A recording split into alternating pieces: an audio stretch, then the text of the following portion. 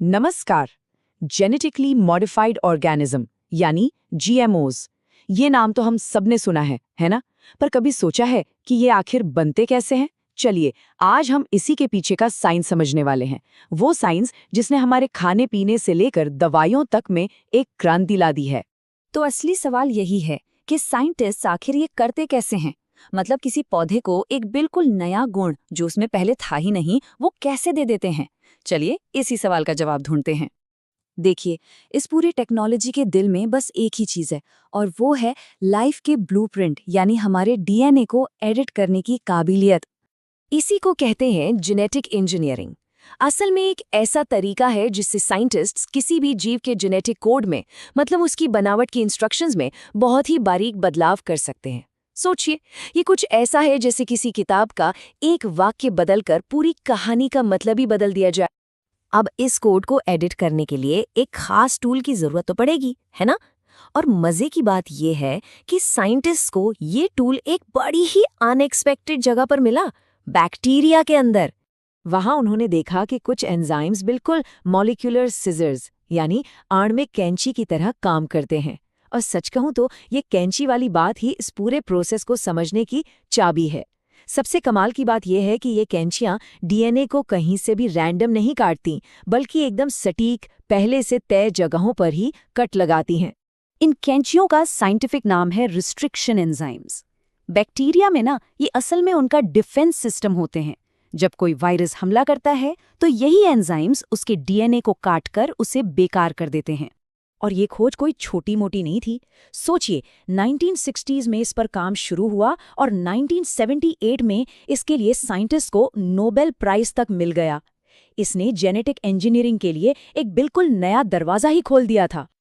तो सवाल ये है कि ये एंजाइम्स इतने प्रिसाइज, इतने सटीक होते कैसे हैं? ये डीएनए में कुछ खास सीक्वेंस को पहचानते हैं जिन्हें पैलिंड्रोमिक कहते हैं। ये बिल्कुल उन शब्दों की तरह हैं जिन्हें आगे से पढ़ो या पीछे से, मतलब एक ही रहता है, जैसे नमन या मलयालम। डीएनए में भी ऐसे ही न्यूक्लियोटाइड के सीक्वेंस होते हैं। यहाँ बिल्कुल साफ दिख रहा है कि ये काम होता कैसे है। ये देखिए, कैसे एक खास जीन को डीएनए से काटा जा रहा है। ये पहला और सबसे जरूरी स्टेप है, उस जीन को आइसोलेट करना, मतलब अलग करना, जिसे हमें कहीं और लगाना है।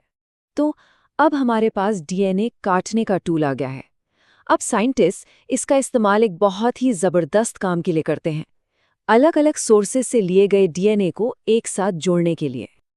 अब जो अगला स्टेप है वो काफी हद तक कंप्यूटर पे कट और पेस्ट करने जैसा ही है। एक जीन को एक जगह से कट किया जाता है और फिर उसे दूसरी जगह पर पेस्ट कर दिया जाता है। इस प्रोसेस से जो नई चीज बनती है उसे कहते हैं रिकॉम्बिनेंट डीएनए। ये डीएनए का एक ऐसा कस्टम मेड टुकड़ा है जो लैब में तैयार किया गया है, एक ऐसा कॉम्बिनेशन जो नेचर में अपने आप कभी नहीं मिलता। तो ये पेस्टिंग का काम होता कैसे है? इसके लिए साइंटिस्ट्स एक कैरियर या वाहक का इस्तेमाल करते हैं जिसे प्लाज्मिड कहते हैं। ये अक्सर बैक्टीरिया से ही लिया जाता है। इस प्लाज्मिड को भी उसी सेम कैंची से काटा जाता है। फिर जो नया जीन है उसे इस खाली जगह में फिट करके एक और एंजाइम, जिसे डीएनए लाइगेज कहते हैं, उससे चिपका दिया जाता है। ये समझिए बिल्कुल ग्लू या गोंद की तरह काम करता है। तो ठीक है, अब हमारे पास जेनेटिक इंस्ट्रक्शंस हैं और वो एक डिलीवरी व्हीकल पर लोड भी हो चुके हैं। अगला मिशन, इसे पौधे के अंदर पहुंचाना। एक जीएमओ प्लांट बनाना एक बहुत ही सिस्टमैटिक प्रोसेस है जिसके कई स्टेप्स होते हैं। सबसे पहले सही गुण पहचानना, फिर वेक्टर बनाना, फिर पौधे को ट्रांसफॉर्म करना और आखिर में उसे दोबारा उगाना। इस नए जेनेटिक कोड को प्लांट सेल तक पहुंचाने के दो मेन तरीके हैं। एक है एग्रोबैक्टीरियम नाम के बैक्टीरिया का इस्तेमाल करना। ये बैक्टीरिया ना नेचर में पौधों को इन्फेक्ट करके अपना डीएनए उनमें ट्रांसफर करता ही है। साइंटिस्ट्स बस इसी नेचुरल डिलीवरी सिस्टम का फायदा उठाते हैं। और दूसरा तरीका है जीन गन, जो डीएनए कोटेड छोटे छोटे पार्टिकल्स को सीधे सेल के अंदर फायर करता है। और ये वाला हिस्सा तो वाकई में कमाल है। एक बार जब एक सेल मॉडिफाई हो जाता है तो उसे चुना जाता है और लैब में बड़े ध्यान से उगाया जाता है। ये एक सेल डिवाइड होता जाता है और आखिर में इससे एक पूरा का पूरा नया पौधा तैयार हो जाता है। और इस पौधे की हर एक सेल में वो नया गुण मौजूद होता है। ये डायग्राम इस जीन की पूरी जर्नी को एक साथ दिखाता है। बैक्टीरिया से प्लाज्मिड निकाला, उसमें नया जीन डाला, उसे वापस बैक्टीरिया में डाला और फिर उस बैक्टीरिया से पौधे के सेल को इन्फेक्ट करवाया ताकि नया जीन पौधे के अपने क्रोमोसोम का हिस्सा बन जाए। लेकिन रुकिए, पौधा बन गया इसका मतलब ये नहीं कि काम खत्म हो गया। असल में ये तो बस शुरुआत है।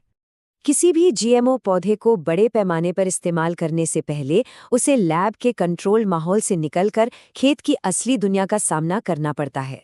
इसके लिए एक बहुत ही सख्त प्रोसेस फॉलो किया जाता है।